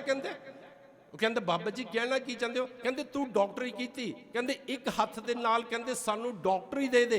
ਕਹਿੰਦੇ ਦੂਜਾ ਜਦੋਂ ਸਾਡੀ ਡਾਕਟਰੀ ਤੇਰੀ ਸਾਡੇ ਕੋਲ ਆ ਗਈ, ਕਹਿੰਦੇ ਉਹਦੇ ਤੈਨੂੰ ਗੁਰੂ ਨਾਨਕ ਦੇਵ ਸੱਚੇ ਪਾਤਸ਼ਾਹ ਦੇ ਦਰਸ਼ਨ ਕਰਾ ਦਿਆਂਗੇ। ਹੁਣ ਪੜ੍ਹਿਆ ਲਿਖਿਆ ਸੀ, ਸੋਚਦਾ ਸੰਤ ਹਨ, ਇਹਨਾਂ ਨੂੰ ਇਹ ਨਹੀਂ ਪਤਾ, ਪਰ ਇਹ ਨਹੀਂ ਪਤਾ ਕਿ ਜੋ ਮੈਨੂੰ ਨਹੀਂ ਪਤਾ ਉਹ ਸਭ ਕੁਝ ਇਹ ਜਾਣਦੇ ਹਨ। ਉਹਨੇ ਸੋਚਿਆ ਕਿ ਸਾਧੂ ਲੋਕ ਹਨ, ਇਹਨਾਂ ਨੇ ਕਿਹੜਾ ਕੋਈ ਦੁਨਿਆਵੀ ਪੜ੍ਹਾਈ ਕੀਤੀ ਹੈ। ਕਹਿੰਦਾ ਬਾਬਾ ਜੀ ਮੈਨੂੰ ਪਹਿਲਾਂ BA ਕਰਨੀ ਪਈ, ਫਿਰ MA ਕਰਨੀ ਪਈ, ਫਿਰ MBBS ਕਰਨੀ ਪਈ, ਫਿਰ MD ਕਰਨੀ ਪਈ, ਫਿਰ MS ਕਰਨੀ ਪਈ, ਤਾਂ ਮੈਂ ਜਾ ਕੇ ਡਾਕਟਰ ਬਣਿਆ। ਬਾਬਾ ਜੀ ਕਹਿੰਦੇ ਕਿੰਨੇ ਸਾਲ ਲੱਗ ਗਏ? ਕਹਿੰਦੇ ਬਾਬਾ ਜੀ ਇੰਨੇ ਸਾਲ ਲੱਗ ਗਏ, ਤਕਰੀਬਨ ਉਹਨੇ 28-29 ਸਾਲ ਕਹਿ ਦਿੱਤੇ। ਬਾਬਾ ਜੀ ਕਹਿੰਦੇ ਪਿਆਰਿਆ, ਕਹਿੰਦੇ ਇੱਕ ਦੁਨਿਆਵੀ ਡਾਕਟਰ ਬਣਨ ਦੇ ਵਾਸਤੇ ਇੰਨੇ ਸਾਲ ਲਗਾ ਦਿੱਤੇ ਤੇ ਕਹਿੰਦੇ ਹੁਣ ਤੂੰ ਚਾਹੁੰਦਾ ਕਿ ਇੱਕ ਛਿਨ ਦੇ ਵਿੱਚ ਤੈਨੂੰ ਗੁਰੂ ਨਾਨਕ ਦੇਵ ਸੱਚੇ ਪਾਤਸ਼ਾਹ ਦੇ ਦਰਸ਼ਨ ਹੋ ਜਾਣ। ਇਸ ਕਰਕੇ ਉਹ ਪਿਆਰਿਓ, ਮੇਰੇ ਗੁਰੂ ਪਾਤਸ਼ਾਹ ਕਹਿੰਦੇ ਹਨ ਮੇਰੇ ਮਨ ਜਪ ਗੁਰ ਗੋਪਾਲ ਪ੍ਰਭ ਸੋਈ। ਕਹਿੰਦੇ ਉਹ ਪਰਮਾਤਮਾ ਜਿਹੜਾ ਗੋਪਾਲ ਹੈ, ਕਹਿੰਦੇ ਗੁਰੂ ਨੇ ਜੋ ਤੈਨੂੰ ਗੁਰਮੰਤਰ ਦਿੱਤਾ, ਕਹਿੰਦੇ ਉਹਦੀ ਤੂੰ ਕਹਿੰਦੇ ਕੀ ਕਰ? ਕਮਾਈ ਕਰਨੀ ਸ਼ੁਰੂ ਕਰ। ਜਾ ਕੇ ਸਰਨ ਪਿਆ ਸੁਖ ਪਾਈਐ, ਬਾਹੜ ਦੁਖ ਨਾ ਹੋਏ ਰਹਾਉ। ਰਹਾਉ ਵਾਲੀ ਪੰਕਤੀ 'ਚ ਮੇਰੇ ਪੰਜਵੇਂ ਪਾਤਸ਼ਾਹ ਸਾਨੂੰ ਸਮਝਾਉਂਦੇ ਹਨ, ਕਹਿੰਦੇ ਜਾਂ ਕੀ ਸ਼ਰਨ ਪਿਆ ਸੁਖ ਪਾਈਏ। ਦਸ ਇੱਕ ਬੇਨਤੀ ਕਰ ਦੇਵੇ, ਸ਼ਰਨ ਦੇ ਸਹੀ ਮਾਇਨੇ ਦੇ ਅਰਥ ਇਹ ਹਨ ਕਿ ਆ ਕੇ ਆਪਣੀ ਮੱਤ ਦਾ ਤਿਆਗ ਕਰ ਦੇਣਾ। ਦਸ ਕਈ ਵਾਰੀ ਆਪ ਜੀ ਨੂੰ ਬੇਨਤੀ ਕੀਤੀ ਕਿ ਮੱਥਾ ਟੇਕਣ ਦਾ ਅਰਥ ਕੀ? ਆਪਾਂ ਇੰਨੀ ਗੱਲ ਹੀ ਨਹੀਂ ਸਮਝੇ। ਮੱਥਾ ਟੇਕਣ ਦਾ ਅਰਥ ਤਾਂ ਸਤਸੰਗੀ ਨੂੰ ਜੇ ਆਪਾਂ ਪੁੱਛ ਲੈ ਨਾ, ਇੱਕ ਬੰਦਾ ਦੂਜੇ ਨੂੰ ਕਿ ਵੀ ਤੂੰ ਮੱਥਾ ਟੇਕੇ ਦਾ ਅਰਥ ਕੀ ਆ? ਕਹੇਗਾ ਜੀ ਆਪ ਮੰਗਣ ਗਿਆ ਸੀ ਤਾਂ ਮੱਥਾ ਟੇਕਿਆ, ਮੈਨੂੰ ਆਹ ਚਾਹੀਦਾ ਤਾਂ ਮੈਂ ਮੱਥਾ ਟੇਕਦਾ। ਪਿਆਰਿਓ ਨਹੀਂ, ਮੱਥਾ ਜਿਹੜਾ ਹੈ, ਸਿਰ ਜਿਹੜਾ ਹੈ, ਇਸ ਸਿਰ ਨੂੰ ਹੀ ਮੱਥਾ ਲੱਗਾ ਹੋਇਆ ਹੈ।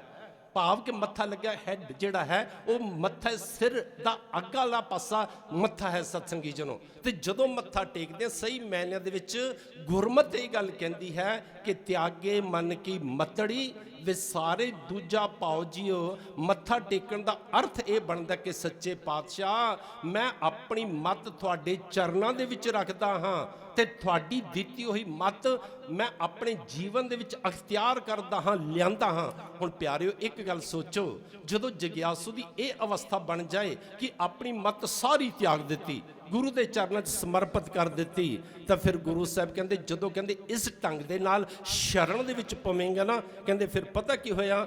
ਕਹਿੰਦੇ ਜਾਂ ਕਿ ਸ਼ਰਨ ਪਿਆ ਸੁਖ ਪਾਈਏ, ਕਹਿੰਦੇ ਫਿਰ ਤੈਨੂੰ ਸੁਖ ਮਿਲਣਗੇ। ਕਹਿੰਦੇ ਬਹੁਤ ਦੁੱਖ ਨਾ ਹੋਈ, ਕਹਿੰਦੇ ਤੈਨੂੰ ਕੋਈ ਦੁੱਖ ਵੀ ਨਹੀਂ ਆਵੇਗਾ, ਉਸ ਤੋਂ ਬਾਅਦ ਕੋਈ ਦੁੱਖ ਨਹੀਂ ਆਏਗਾ। ਪਰ ਕਈ ਵਾਰੀ ਇੱਕ ਗੱਲ ਦਾ ਧਿਆਨ ਰੱਖ ਲੈਣਾ, ਨਾਮ ਜਪਣ ਵਾਲਿਆਂ ਤੇ ਵੀ ਪਿਆਰਿਓ ਦੁੱਖ ਆਉਂਦੇ ਹਨ, ਸਰੀਰਕ ਤੌਰ ਤੇ, ਸੰਸਾਰਿਕ ਤੌਰ ਤੇ। ਪਰ ਇੱਕ ਗੱਲ ਦਾ ਧਿਆਨ ਰੱਖਣਾ, ਜਿਹੜਾ ਦੁੱਖ ਨਹੀਂ ਆਉਂਦਾ, ਜੋ ਗੁਰੂ ਸਾਹਿਬ ਨੇ ਗੱਲ ਕੀਤੀ ਹੈ ਨਾ ਕਿ ਦੁੱਖ ਫਿਰ ਉਹਨੂੰ ਵਿਆਪਦਾ ਨਹੀਂ ਹੈ, ਦੁੱਖ ਉਹਨੂੰ ਪੀੜਾ ਨਹੀਂ ਪਹੁੰਚਾਉਂਦਾ, ਦੁੱਖ ਉਹਦਾ ਅੰਦਰ ਸਾਡਾ ਉਹਦੇ ਨਾਲ ਵਿਲੁੰਦਰਿਆ ਨਹੀਂ ਜਾਂਦਾ। ਜਦੋਂ ਗੁਰੂ ਦੀ ਰਹਿਮਤ ਹੁੰਦੀ ਹੈ, ਜਦੋਂ ਜਗਿਆਸੂ ਸਹੀ ਮਾਇਨੇ ਵਿੱਚ ਗੁਰੂ ਦੀ ਸ਼ਰਨ ਵਿੱਚ ਆਉਂਦਾ ਹੈ, ਸ਼ਰਨ ਵਿੱਚ ਆ ਕੇ ਜਦੋਂ ਨਾਮ ਜਪਦਾ ਹੈ, ਨਾਮ ਜਪਣ ਤੋਂ ਬਾਅਦ ਜਦੋਂ ਗੁਰੂ ਗੁਰਪ੍ਰਸਾਦ ਵਰਤਾਂਦਾ ਹੈ, ਕਿਰਪਾ ਵਰਤਾਂਦਾ ਹੈ, ਉਸ ਤੋਂ ਬਾਅਦ ਦੁੱਖ ਆ ਵੀ ਜਾਵੇ ਸਤਸੰਗੀਆਂ ਨੂੰ, ਇਹਨੂੰ ਦੁੱਖ ਦਾ ਅਹਿਸਾਸ ਹੀ ਨਹੀਂ ਹੁੰਦਾ, ਇਹਨੂੰ ਦੁੱਖ ਦੁੱਖ ਨਹੀਂ ਲੱਗਦਾ, ਇਹਨੂੰ ਸੁੱਖ ਸੁੱਖ ਨਹੀਂ ਲੱਗਦਾ। ਵਡ ਭਾਗੀ ਸਾਧ ਸੰਗ ਪ੍ਰਾਪਤ, ਤਿਨ ਭੇਟਤ ਦੁਰਮਤ ਖੋਈ। ਜੋ ਆਪ ਜੀ ਕਰ ਰਹੇ ਹੋ, ਵਡਭਾਗੀ ਸਾਧ ਸੰਗ ਪ੍ਰਾਪਤ, ਕਹਿੰਦੇ ਵੱਡਿਆਂ ਭਾਗਾਂ ਵਾਲੇ ਹਨ ਜਿਹੜੇ ਕਹਿੰਦੇ ਸਤਸੰਗਤ ਵਿੱਚ ਆਉਂਦੇ ਹਨ। ਮੇਰੇ ਚੌਥੇ ਪਾਤਸ਼ਾਹ ਦੇ ਬੜੇ ਸੋਹਣੇ ਬਚਨ ਹਨ, ਹਰ ਕੀਰਤ ਸਾਧ ਸੰਗਤ ਹੈ, ਸਿਰ ਕਰ ਮਨ ਕੇ ਕਰਮਾ। 9 ਪ੍ਰਕਾਰ ਦੀ ਭਗਤੀ ਮੰਨੀ ਗਈ ਹੈ। ਸਭ ਤੋਂ ਪਹਿਲੀ ਭਗਤੀ ਹੈ, ਕੀ ਭਗਤੀ ਹੈ ਸਤਸੰਗੀ ਜਨੋ? ਪ੍ਰਥਮ ਭਗਤੀ ਸਤਸੰਗਤ ਕਰ ਸੰਗਾ। ਸਿਆਣੇ ਨੇ ਕਿਹਾ ਕਿ ਸਭ ਤੋਂ ਪਹਿਲੀ ਭਗਤੀ ਹੈ ਕਿ ਸਤਸੰਗਤ ਵਿੱਚ ਜਾਵੋ। ਪਰ ਚੌਥੇ ਪਾਤਸ਼ਾਹ ਕਹਿੰਦੇ ਇਹ ਮਿਲਦੀ ਕਿਹਨੂੰ ਹੈ? ਕਹਿੰਦੇ ਹਰ ਕੀਰਤ ਸਾਧ ਸੰਗਤ ਹੈ, ਸਿਰ ਕਰ ਮਨ ਕੇ ਕਰਮਾ। ਪਰ ਕਹਿੰਦੇ ਕਹੋ ਨਾਨਕ ਤਿਸ ਭਿਓ ਪ੍ਰਾਪਤ, ਜਿਸ ਪੁਰਬ ਲਿਖੇ ਕਾ ਲੈਣਾ। ਕਹਿੰਦੇ ਇਹ ਸਤਸੰਗ ਵੀ ਉਹੀ ਕਰ ਸਕਦਾ ਹੈ, ਕਹਿੰਦੇ ਜਿਹਦੇ ਕੋਈ ਪੂਰਬਲੇ ਕਰਮ ਚੰਗੇ ਕੀਤੇ ਹੋਏ ਹਨ। ਕਹਿੰਦੇ ਜਿਨ੍ਹਾਂ ਦੇ ਪੂਰਬਲੇ ਕਰਮ ਚੰਗੇ ਨਹੀਂ ਕੀਤੇ, ਪਰਮਾਤਮਾ ਉਹਨਾਂ ਦੀ ਵਿਚਾਰ ਹੀ ਅਲੱਗ ਢੰਗ ਦੀ ਬਣਾ ਦਿੰਦਾ, ਜਿਹਨੂੰ ਆਪਾਂ ਸੰਸਾਰ ਦੀ ਭਾਸ਼ਾ ਵਿੱਚ ਕਮਿਊਨਿਸਟ ਕਹਿ ਸਕਦੇ ਹਾਂ, ਜਿਹੜੇ ਰੱਬ ਦੀ ਹੋਂਦ ਨੂੰ ਮੰਨਣ ਨੂੰ ਤਿਆਰ ਨਹੀਂ, ਜਿਨ੍ਹਾਂ ਨੇ ਇੱਕ ਗੱਲ ਕਹਿ ਦਿੱਤੀ ਕਿ ਇਹ ਵੀ ਇੱਕ ਅਮਲ ਹੈ। ਪਰ ਮੈਂ ਬੇਨਤੀ ਕਰਾਂ ਸਤਸੰਗੀ ਜਨੋ, ਐਸਾ ਅਮਲ ਜਿਨ੍ਹਾਂ ਨੂੰ ਲੱਗ ਜਾਏ, ਐਸਾ ਅਮਲ ਜਿਹੜਾ ਸਾਨੂੰ ਸਤਸੰਗ ਦੇ ਵਿੱਚ ਲੈ ਆਵੇ, ਸਤਸੰਗੀ ਜਨੋ ਫਿਰ ਕੀ ਹੋ ਜਾਂਦਾ ਹੈ? ਫਿਰ ਤਾਂ ਉਸ ਦਾ ਪਾਰ ਉਤਾਰਾ ਹੋ ਜਾਂਦਾ ਹੈ। ਮੇਰੇ ਪੰਜਵੇਂ ਪਾਤਸ਼ਾਹ ਕਹਿੰਦੇ ਵਡਭਾਗੇ ਹਨ ਉਹ ਇਨਸਾਨ, ਕਹਿੰਦੇ ਜਿਨ੍ਹਾਂ ਨੂੰ ਸਤਸੰਗਤ ਪ੍ਰਾਪਤ ਹੋਈ। ਕਹਿੰਦੇ ਸਤਸੰਗਤ ਦੀ ਭੇਟ ਨਾਲ ਕੀ ਹੁੰਦਾ ਹੈ? ਕਹਿੰਦੇ ਉਹਦੀ ਜਿਹੜੀ ਦੁਰਮਤ ਹੈ, ਬੁਰੀ ਮਲਤਾ ਹੈ, ਕਹਿੰਦੇ ਉਹ ਖਤਮ ਹੋ ਜਾਂਦੀ ਹੈ। ਮੈਂ ਹੁਣ ਇਹਨੂੰ ਸਪਸ਼ਟ ਕਰਾਂ, ਕਦੀ ਸਤਸੰਗੀ ਜਨੋ ਕਿੰਨੀ ਦੁਰਮਤ ਸੀ ਗਨਕਾ ਦੀ। ਭਾਈ ਗੁਰਦਾਸ ਜੀ ਨੇ ਲਿਖਿਆ ਹੋਇਆ, ਗਨਕਾ ਪਾਪਨ ਹੋਏ ਕੇ ਪਾਪਾਂ ਦਾ ਗਲਹਾਰ ਪਰੋਤਾ, ਮਹਾਂਪੁਰਖ ਅਚਾਨਚਕ ਗਣਕਾ ਵਾੜੇ ਆਏ ਖਲੋਤਾ। ਦੁਰਮਤ ਦੇਖ ਦਿਆਲ ਹੋਏ, ਹੱਥੋਂ ਉਸ ਨੂੰ ਦਿੱਤ ਸਤੋਤਾ। ਲਿਵ ਲਾਗੀ ਤਿਸ ਤੋਤਿਓ, ਨਿਤ ਪੜਾਈ ਕਰੇ ਅਸੋਤਾ। ਬਸ ਇੱਕ ਤੋਤਾ ਦੇ ਦਿੱਤਾ ਸੀ ਸੰਤਾਂ ਨੇ ਦੇਖ ਲਿਆ ਸੀ ਉਹਦੇ ਮਸਤਕ ਦੀ ਰੇਖਾ ਕਿ ਇਹਦੀ ਅੰਦਰ ਤਾਂ ਬੜੀ ਦੁਰਮਤ ਹੈ। ਮੈਂ ਬੇਨਤੀ ਕਰ ਰਿਹਾ ਕਿ ਦੁਰਮਤ ਮਲ ਖੋਈ ਸਤਸੰਗੀ ਜਨੋ, ਮਲ ਧੋਤੀ ਜਾਂਦੀ ਹੈ। ਸੰਤਾਂ ਨੇ ਤੋਤਾ ਦੇ ਦਿੱਤਾ ਤੇ ਗਨਕਾ ਨੂੰ ਇਹ ਕਿਹਾ ਸੀ, ਗਨਕਾ ਮੈਂ ਇਹਨੂੰ ਸੁਬਾ ਸ਼ੁਬਾ ਤੇ ਸ਼ਾਮ ਨੂੰ ਨਾ ਰਾਮ ਰੱਬ ਚ ਪਾਉਂਦਾ ਹਾਂ, ਬਸ ਇੱਕ ਕਿਰਪਾ ਕਰੀ। ਕਿਉਂਕਿ ਜਦੋਂ ਮਹਾਪੁਰਸ਼ ਚੱਲਣ ਲੱਗੇ ਸੀ ਨਾ ਤੇ ਗਨਕਾ ਨੇ ਕਿਹਾ ਸੀ, ਮਹਾਪੁਰਸ਼ੋ ਰਾਮ ਦਾ ਨਾਮ ਦਾ ਰਸ ਦਵਾ ਕੇ ਕਿੱਥੇ ਜਾ ਰਹੇ ਹੋ, ਕੁਝ ਕਿਰਪਾ ਤਾਂ ਕਰ ਜਾਓ। ਮਹਾਪੁਰਸ਼ਾਂ ਨੇ ਭਾਈ ਗੁਰਦਾਸ ਜੀ ਕਹਿੰਦੇ ਹੱਥੋਂ ਦਿੱਤੋ ਤੋਤਾ, ਕਹਿੰਦੇ ਆਪਣੇ ਹੱਥ ਤੋਂ ਤੋਤਾ ਦੇ ਦਿੱਤਾ ਤੇ ਉਹਨੂੰ ਕਹਿ ਦਿੱਤਾ ਕਿ ਸੁਬਾ ਵੀ ਇੰਨਾ ਸਮਾਂ ਇਹਨੂੰ ਰਾਮ ਰਾਮ ਜਪਾਈ। ਤੋਤੇ ਨੂੰ ਤਾਂ ਨਹੀਂ ਸੀ ਜਪਾਣਾ। ਮਹਾਪੁਰਸ਼ਾਂ ਦਾ ਇੱਕ ਵਿੱਚ ਇਹ ਸੀ ਗੱਲ ਕਿ ਜਦੋਂ ਇਹ ਰਾਮ ਰਾਮ ਤੋਤੇ ਨੂੰ ਜਪਾਏਗੀ ਤਾਂ ਆਪਣੀ ਰਸਨਾ ਤੋਂ ਵੀ ਤਾਂ ਰਾਮ ਰਾਮ ਕਰੇਗੀ ਨਾ। ਤੇ ਇੱਕ ਦਿਨ ਆਇਆ ਸਤਸੰਗੀ ਜਨੋ, ਉਹ ਰਾਮ ਦਾ ਹੀ ਰੂਪ ਹੋ ਗਈ ਤੇ ਹਿਰਦੇ ਦੀ ਸਾਰੀ ਮੈਲ ਧੋਤੀ ਗਈ। ਤਿਨ ਕੀ ਧੂਰ ਨਾਨਕ ਦਾਸ ਬਾਂਛੈ, ਜਿਨ ਹਰ ਨਾਮ ਹਿਰਦੈ ਪਰੋਈ। ਕਹਿੰਦੇ ਜਿਹੜੇ ਸਤਸੰਗਤ ਦੇ ਵਿੱਚ ਆਏ, ਸਤਸੰਗਤ ਵਿੱਚ ਆ ਕੇ ਜਦੋਂ ਨਾਮ ਦਾ ਉਪਦੇਸ਼ ਸਰਵਣ ਕੀਤਾ, ਜਿਨ੍ਹਾਂ ਨੇ ਫਿਰ ਨਾਮ ਜਪਿਆ, ਨਾਮ ਜਪ ਕੇ ਮੇਰੇ ਪੰਜਵੇਂ ਪਾਤਸ਼ਾਹ ਕਹਿੰਦੇ ਜਿਨ੍ਹਾਂ ਦੀ ਕਹਿੰਦੇ ਮੈਲ ਉਤਰ ਗਈ, ਦੁਰਮਤ ਖਤਮ ਹੋ ਗਈ, ਕਹਿੰਦੇ ਉਹਨਾਂ ਦੇ ਚਰਨਾਂ ਦੀ ਧੂੜ ਨਾਨਕ ਦਾਸ ਬਾਂਛੈ। ਪੰਜਵੇਂ ਗੁਰੂ ਨਾਨਕ ਕਹਿੰਦੇ ਉਹਨਾਂ ਦੇ ਚਰਨਾਂ ਦੀ ਧੂੜ ਮੈਂ ਚਾਹੁੰਦਾ ਹਾਂ ਤਾਂ ਕਿ ਜਿਹੜੀ ਉਹਨਾਂ ਦੀ ਚਰਨਾਂ ਦੀ ਧੂੜ ਮੈਨੂੰ ਪ੍ਰਾਪਤ ਹੋਵੇ। ਮੈਂ ਬੇਨਤੀ ਕਰਾਂ, ਧੂੜੀ ਦਾ ਇੱਕ ਆਪਣਾ ਪ੍ਰਕਰਨ ਹੈ। जन नानक धूड़ मंगै तिस गुर सिख की, जो आप जपै आवरा नाम जपावै। ਜਿਹੜੇ ਨਾਮ ਜਪਣ ਵਾਲਿਆਂ ਦੀ ਧੂੜੀ ਹੈ ਸਤਸੰਗੀ ਜਨੋ, ਉਹ ਖੋਟੀ ਮੱਲ ਦਾ ਵੀ ਨਾਸ ਕਰ ਦਿੰਦੀ ਹੈ। ਪੰਜਵੇਂ ਪਾਤਸ਼ਾਹ ਸ਼ਬਦ ਦੀ ਅਖੀਰਲੀ ਪੰਕਤੀ ਦੇ ਵਿੱਚ ਕਹਿੰਦੇ ਹਨ, ਨਾਮ ਜਪਣ ਵਾਲਿਆਂ ਦੀ ਚਰਨਾਂ ਦੀ ਧੂੜ ਦਾਸ ਚਾਹੁੰਦਾ ਹੈ। ਕਹਿੰਦੇ ਜਿਸ ਦੇ ਨਾਲ ਹੁੰਦਾ ਕੀ ਹੈ, ਜਿਨ ਹਰ ਨਾਮ ਹਿਰਦੇ ਪਰੋਈ, ਜਿਨ੍ਹਾਂ ਦੇ ਹਿਰਦੇ ਦੇ ਵਿੱਚ ਪਰਮਾਤਮਾ ਦੇ ਨਾਮ ਦਾ ਪਰੋਣਾ ਹੋਇਆ ਵਾ ਹੈ, ਭਾਵ ਜਿਨ੍ਹਾਂ ਦੇ ਹਿਰਦੇ ਦੇ ਵਿੱਚ ਗਲੇ ਦੇ ਵਿੱਚ ਪਰਮਾਤਮਾ ਦੇ ਨਾਮ ਦੀ ਮਾਲਾ ਹੈ। ਪੰਜਵੇਂ ਪਾਤਸ਼ਾਹ ਕਹਿੰਦੇ ਮੈਂ ਵੀ ਉਹਨਾਂ ਦੇ ਚਰਨਾਂ ਦੀ ਧੂੜ ਚਾਹੁੰਦਾ ਹਾਂ। ਅਖੀਰਲੀਆਂ ਭਾਗੀ ਸਾਧ ਸੰਗ ਪਰਾਪਤ, ਤੈਨ ਭੇਟਤ ਦੁਰਮਤ ਖੋਈ। ਤੈਨ ਕੀ ਤੁਰ ਨਾਨਕ ਦਾਸ ਬਾਂਛੈ, ਜਿਨ ਹਰ ਨਾਮ ਹਿਰਦੈ ਪਰੋਈ। ਵਾਹਿਗੁਰੂ ਜੀ ਕਾ ਖਾਲਸਾ, ਵਾਹਿਗੁਰੂ ਜੀ ਕੀ ਫਤਿਹ। ਸੋ ਗੁਰਮੁਖ ਪਿਆਰਿਓ, ਆਪ ਸਭ ਸੰਗਤਾਂ ਨੂੰ ਪਤਾ ਹੈ ਕਿ ਇਹ ਮਹਾਨ ਗੁਰਮਤ ਸਮਾਗਮ ਬਿਲਕੁਲ ਹੁਣ ਸਮਾਪਤੀ ਦੇ ਨੇੜੇ ਚਲਾ ਗਿਆ ਹੈ। ਅੱਜ ਅਖੀਰਲੀ ਲੜੀ 6ਵੀਂ ਲੜੀ ਦੇ ਅਖੰਡ ਪਾਠ ਸਾਹਿਬ ਜੀ ਪ੍ਰਾਰੰਭ ਹੋਣੇ ਹਨ। 5ਵੀਂ ਲੜੀ ਦੇ ਅਖੰਡ ਪਾਠ ਸਾਹਿਬ ਜੀ ਦੇ ਭੋਗ ਪਏ ਹਨ। ਜਿਹੜੇ ਗੁਰਮੁਖ ਪਿਆਰਿਆਂ ਨੇ 5ਵੀਂ ਲੜੀ ਦੇ ਅੰਦਰ ਅਖੰਡ ਪਾਠ ਸਾਹਿਬ ਜੀ ਕਰਾਏ ਸਨ, ਗੁਰੂ ਘਰ ਦੀ ਮਹਾਨ ਬਖਸ਼ਿਸ਼, ਸਰੂਪੇ ਦੀ ਬਖਸ਼ਿਸ਼ ਸੰਤ ਬਾਬਾ ਗੁਰਮੇਜ ਸਿੰਘ ਜੀ, ਸੰਤ ਬਾਬਾ ਤਰਲੋਚਨ ਸਿੰਘ ਜੀ, ਸੰਤ ਬਾਬਾ ਅਜਮੇਰ ਸਿੰਘ ਜੀ, ਸੰਤ ਬਾਬਾ ਸਰਬਜੀਤ ਸਿੰਘ ਜੀ, ਸੰਤ ਬਾਬਾ ਪਰਮਜੀਤ ਸਿੰਘ ਜੀ ਆਪਣੇ ਕਰ ਕਮਲਾ ਦੁਆਰਾ ਆਪ ਜੀ ਨੂੰ ਬਖਸ਼ਿਸ਼ ਰੂਪ ਦੇ ਵਿੱਚ ਦੇਣਗੇ। ਸੋ ਆਪਾਂ ਪਿਆਰ ਸਤਿਕਾਰ ਦੇ ਨਾਲ ਸਰੂਪੇ ਦੀ ਬਖਸ਼ਿਸ਼ ਪ੍ਰਾਪਤ ਕਰੀਏ। ਜਦੋਂ ਅਖੰਡ ਪਾਠ ਸਾਹਿਬ ਜੀ ਪ੍ਰਾਰੰਭ ਹੋ ਗਏ ਸਤਸੰਗੀ ਜਨੋ, ਉਸ ਤੋਂ ਬਾਅਦ ਸੰਤ ਬਾਬਾ ਗੁਰਮੀਤ ਸਿੰਘ ਜੀ ਇੱਕ ਸ਼ਬਦ ਪੜ੍ਹਨਗੇ ਵਿਸ਼ੇਸ਼ ਰੂਪ ਦੇ ਵਿੱਚ। ਅੱਜ ਸਤਸੰਗੀ ਜਨੋ, ਜੋ ਪਰਮ ਪੂਜਿਆ ਬਾਬਾ ਜੀ ਨੇ ਸੇਵਾ ਸਿਮਰਨ ਸੁਸਾਇਟੀ ਪਾਣੀਪਤ ਵਿਖੇ ਪ੍ਰਾਰੰਭ ਕੀਤੀ ਸੀ, ਉਹ ਗੁਰਮੁਖ ਪਿਆਰੇ ਆਏ ਹੋਏ ਹਨ। ਉਹਨਾਂ ਦੇ ਵਿੱਚੋਂ ਕੁਝ ਗੁਰਮੁਖ ਪਿਆਰੇ ਮੈਂ ਬੇਨਤੀ ਕਰਾਂ, ਗੁਰਮੁਖ ਜੁੜਿਆ ਆਪ ਜੋੜੇ ਹੋਰ ਨਾ। ਇੱਕ ਉਹਨਾਂ ਚੋਂ ਪਰਿਵਾਰ ਸਰਦਾਰ ਪਰਮਜੀਤ ਸਿੰਘ ਜੀ ਸਾਹਮਣੇ ਬੈਠੇ ਹਨ। ਉਹਨਾਂ ਦੀ ਧਰਮ ਪਤਨੀ, ਉਹਨਾਂ ਨੂੰ ਬੜੀ ਲਗਨ ਹੈ ਦੋਨਾਂ ਹੀ ਮੀਆਂ ਬੀਬੀ ਨੂੰ। ਕਾਰੋਬਾਰ ਕਰਨਾਲ ਦੇ ਵਿੱਚ ਆ ਗਿਆ, ਇੱਥੇ ਰਹਿਣਾ ਸ਼ੁਰੂ ਕਰਤਾ ਤੇ ਇੱਥੇ ਵੀ ਸਤਸੰਗੀ ਜਨੋ ਉਹਨਾਂ ਨੇ ਸੇਵਾ ਸਿਮਰਨ ਸੁਸਾਇਟੀ ਬਣਾ ਦਿੱਤੀ। ਇਹ ਹੈ ਗੁਰੂ ਦੇ ਦਰ ਘਰ ਦਾ ਪ੍ਰਚਾਰ ਕਰਨ ਦਾ ਢੰਗ। ਆਪ ਤਾਂ ਜਗਿਆਸੂ ਰਸ ਲਵੇ ਹੀ ਲਵੇ। ਭਾਈ ਗੁਰਦਾਸ, ਭਾਈ ਵੀਰ ਸਿੰਘ ਜੀ ਕਹਿੰਦੇ ਗੁਰਮੁਖ ਇੱਥੇ ਨਾ ਰੁਕ ਜਾ ਕੇ ਆਪ ਜਪਿਆ, ਕਹਿੰਦੇ ਅਗਲਾ ਕਰਮ ਕਰੇ। ਗੁਰਮੁਖ ਜੁੜਿਆ ਆਪ ਜੋੜੇ ਹੋਰ ਨਾ।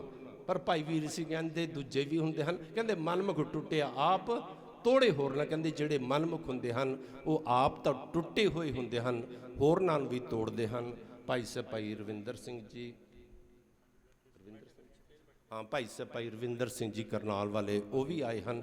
ਇੱਕ ਸ਼ਬਦ ਦੁਆਰਾ ਉਹ ਵੀ ਹਾਜ਼ਰੀ ਲਗਾਉਣਗੇ। ਆਪਾਂ ਹਰੀ ਜਸ ਸਰਵਣ ਕਰਕੇ ਆਪਣੇ ਜੀਵਨ ਨੂੰ ਸਫਲਾ ਕਰਨਾ ਹੈ। ਸੰਤ ਮਨਜੀਤ ਸਿੰਘ ਜੀ ਜਿਨ੍ਹਾਂ ਨੂੰ ਸਰੂਪੇ ਦੀ ਬਖਸ਼ਿਸ਼ ਮਿਲਣੀ ਹੈ, ਉਹਨਾਂ ਦੇ ਨਾਮ ਬੋਲਣਗੇ। ਆਕੇ ਸਰੂਪੇ ਦੀ ਬਖਸ਼ਿਸ਼ ਪ੍ਰਾਪਤ ਕਰੋ। ਦਾਸ ਨੂੰ ਹੋਈਆਂ ਭੁੱਲਾਂ ਦੀ ਮਾਫੀ ਦਿਓ। ਗੱਜ ਵੱਜ ਕੇ ਫਤਿਹ ਬੁਲਾਓ। ਵਾਹਿਗੁਰੂ ਜੀ ਕਾ ਖਾਲਸਾ, ਵਾਹਿਗੁਰੂ ਜੀ ਕੀ ਫਤਿਹ।